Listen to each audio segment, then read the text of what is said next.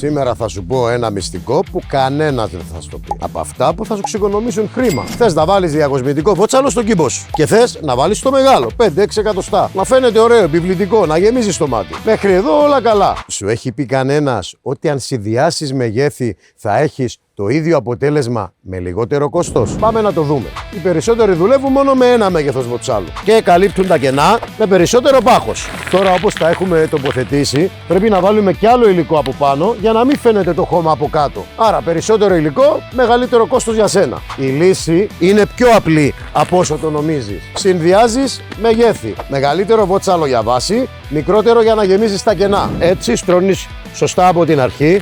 Δεν χρειάζεται υπερβολικό πάχος και πετυχαίνεις το ίδιο αποτέλεσμα με λιγότερη ποσότητα. Δεν συμφέρει να πάρεις παραπάνω, δεν συμφέρει να το κάνεις σωστά. Και γι' αυτό προτιμάμε να σου πούμε τι δουλεύει στην πράξη και όχι να σου δώσουμε περισσότερη ποσότητα. Βλέπεις το αποτέλεσμα εδώ τώρα? Αν δεν χρησιμοποιούσαμε το μικρότερο, θα ήθελες δεύτερη στρώση άλλη τόση ποσότητα για να καλύψεις τα κενά, θα κάναμε πύργους.